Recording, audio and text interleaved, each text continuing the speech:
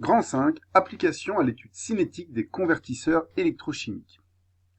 Dans cette partie, on va également s'intéresser à l'application des courbes d'intensité potentielle, mais cette fois, c'est pas pour prévoir si une réaction redox va avoir lieu, c'est pour prévoir comment vont fonctionner des piles ou des électrolyseurs. Commençons dans le petit 1 par les piles, donc qui permettent de convertir de l'énergie chimique en énergie électrique.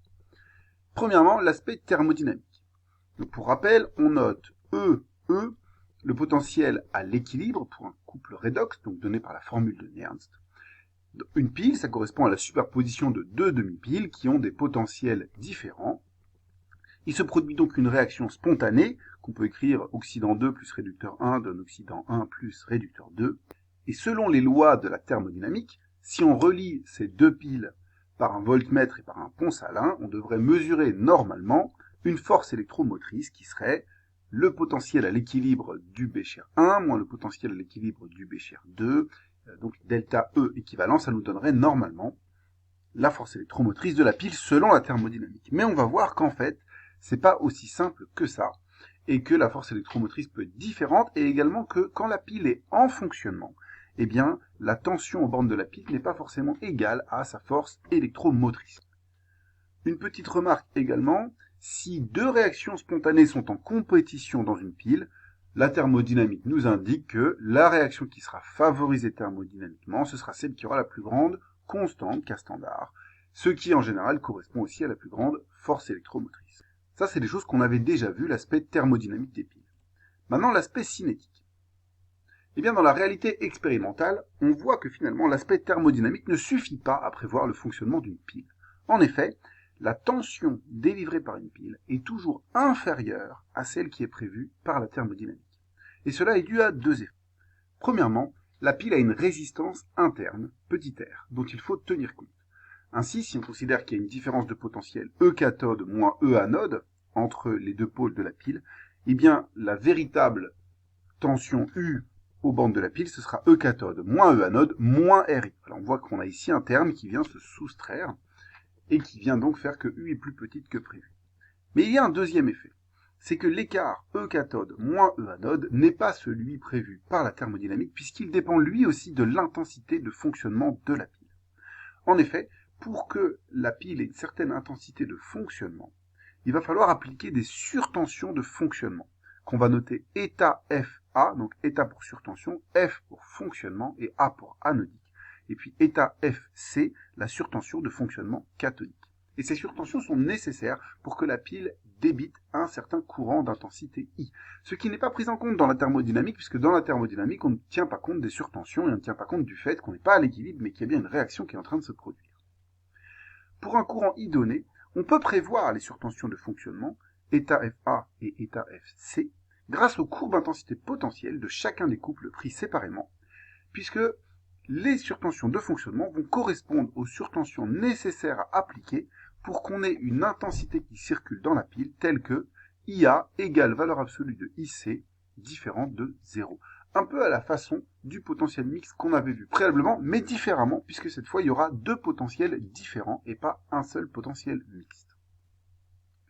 Concrètement, si on doit représenter sur les courbes ci-dessus pour une intensité I de fonctionnement fixée les surtensions de fonctionnement anodique et cathodique, ainsi que les points de fonctionnement anodique et cathodique, voilà comment on s'y prendrait. On choisit une intensité I qui va être l'intensité de fonctionnement. Par exemple, prenons ici arbitrairement IA et IC, telle que ce soit l'intensité de fonctionnement.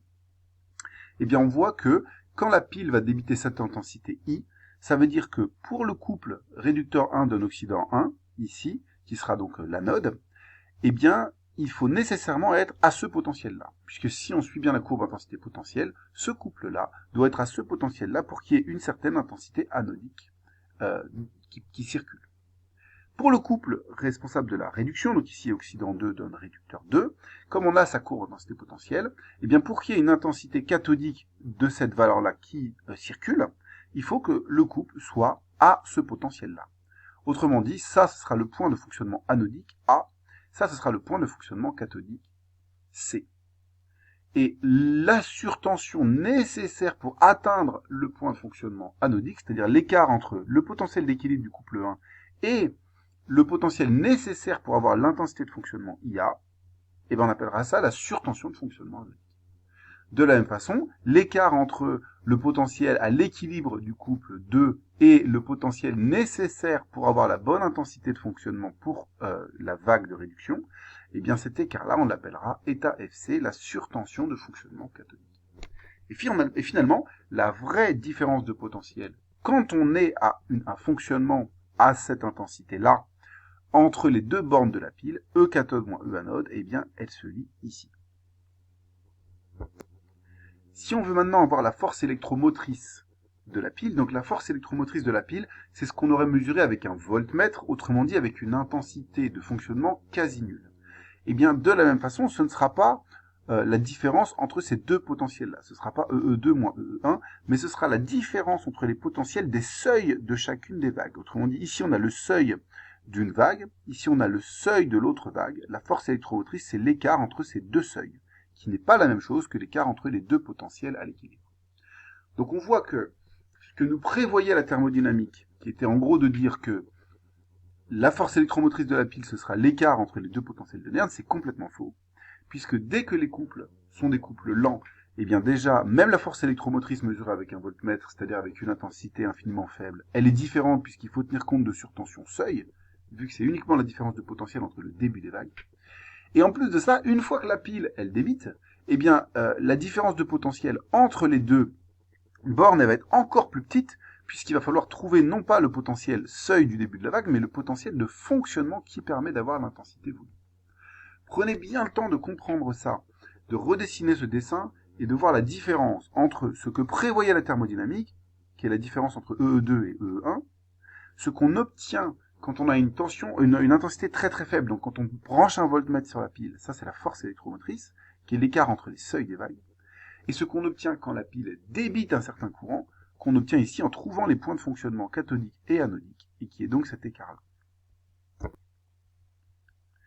Au final, si on veut la véritable tension de fonctionnement d'une pile qui fonctionne à une certaine intensité I, que je vais noter U, donc cette tension de fonctionnement, ce sera la différence entre les potentiels à l'équilibre, auquel il faut soustraire la tension de fonctionnement anodique, la surtension de fonctionnement anodique, la surtension de fonctionnement cathodique prise en valeur absolue, et en plus de ça, l'effet Joule.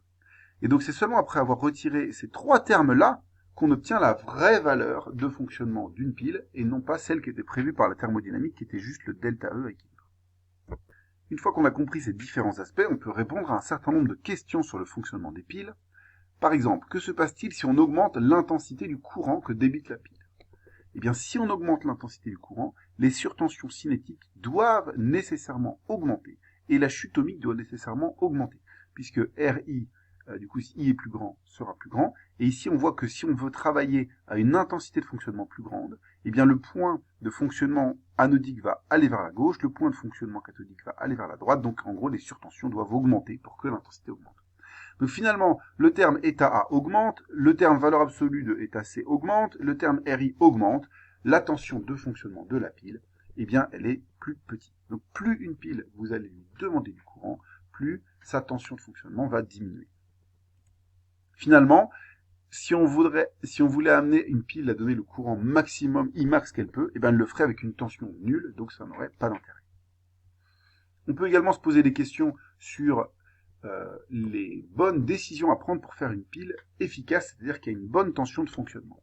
Pour qu'une pile ait une forte tension, il faut au départ que les couples aient une grande différence de potentiel thermodynamique. Donc on va utiliser un oxydant fort avec un fort potentiel et un réducteur fort, c'est-à-dire avec un très très faible potentiel standard.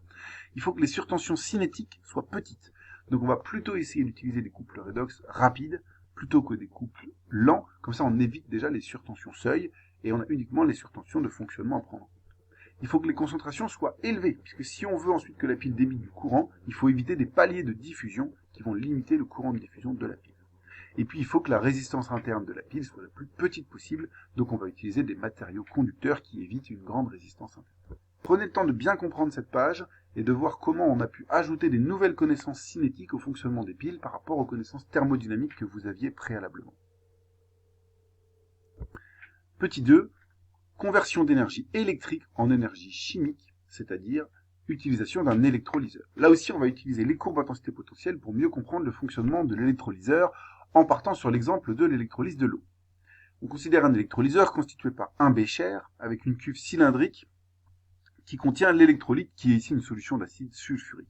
Deux électrodes métalliques inertes du point de vue redox, donc par exemple en platine, qui plongent dans cette solution.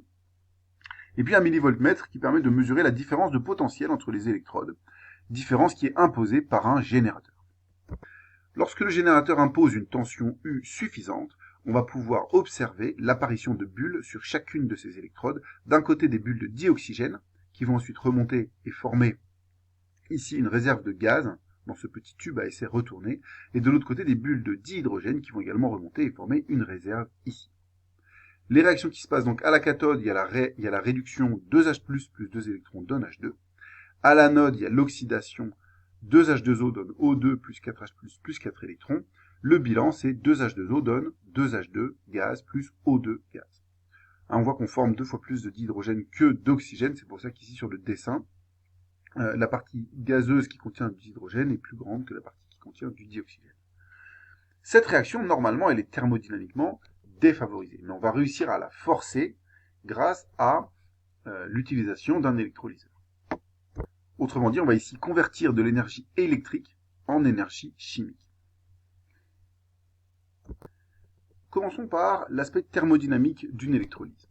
On a vu dans le chapitre T4 sur la thermodynamique des réactions redox l'inégalité ΔG inférieure à travail électrique pour une transformation monotherme monobar. À partir de cette inégalité, on peut prouver que pour que cette réaction 2H2O donne 2H2 plus O2 ait bien lieu de façon spontanée, il va falloir mettre un certain travail électrique et surtout, comme il existe un lien entre travail électrique et tension, et comme il existe un lien entre ΔG et les potentiels, on va pouvoir prouver que finalement il faut que la tension U apportée par le générateur soit supérieure à la différence de potentiel E standard O2 H2O moins E standard H plus H2. Ça, vous pouvez le démontrer vous-même, vous partez de cette inégalité, vous faites le lien entre ΔG et la différence de potentiel avec les formules du chapitre T4, le lien entre le travail électrique et la tension avec les formules qu'on a déjà vues sur les piles, et normalement vous arrivez à l'inégalité que l'on cherche à démontrer ici. Pour ça, on considérera juste que tous les constituants ici ont une activité de 1. C'est-à-dire qu'on est dans les conditions standards, comme les gaz bulles, ils sont à une pression de 1 bar, H+, et une concentration d'1 mol par litre. Essayez de le faire par vous-même en mettant pause sur la vidéo, je donne le résultat dans quelques instants. Donc voici le résultat. Comme les gaz formés forment des bulles, on considère que leurs pressions sont de 1 bar. Les constituants ayant tous une activité de 1, on est dans les conditions standards. Donc, ΔRG pour la réaction, c'est ΔRG standard. Or, si on exprime ΔG, c'est ΔRG fois l'avancement. Donc ici, ΔRG standard fois l'avancement. Et ce qu'on a vu dans le chapitre de thermodynamique des réactions redox, c'est que ΔRG standard, c'est moins NFE standard H plus H2 plus NFE standard O2 H2O. Or, le travail électrique, puisque ici on sait qu'on a cette inégalité-là, prouvée par le second principe, le travail électrique c'est la puissance électrique fois le temps, c'est U fois I fois le temps. Or, I fois le temps, c'est la charge totale échangée, et la charge totale échangée, c'est NF fois Xi. On voit que si ΔG est égal à Xi fois cette différence-là, eh bien W électrique, c'est égal à Xi fois NFU. Autrement dit, comme on sait que ΔG est inférieur à W électrique, ça veut dire que NF fois la différence des E standards fois Xi est inférieur à U fois N fois F fois Xi, en simplifiant par Xi qui est positif, et par N et F qui sont également positifs, on voit que U doit nécessairement être supérieur à la différence des potentiels standards, E standard O2H2O moins E standard H plus H2. Bon, ça, c'est pas vraiment une définition qui est en lien avec ce chapitre à proprement parler, dans le sens où c'est pas de la cinétique, mais c'est toujours bien de redémontrer ça, que vraiment, on peut forcer une réaction à aller en sens inverse, simplement, on peut le démontrer avec la thermodynamique, puisque ΔG doit être inférieur à W électrique. Si la tension U est supérieure à E standard O2H2O moins E standard H plus H2, alors on peut faire la réaction en sens inverse. Mais, et c'est ce qu'on va voir, c'est comme pour les piles, ça ne suffit pas. C'est-à-dire ça, c'est la condition nécessaire thermodynamique, mais ce n'est pas suffisant. Pour que cette réaction fonctionne, il faut aussi tenir compte de critères cinétiques. Et c'est ce qu'on va voir avec les courbes intensité-potentiel.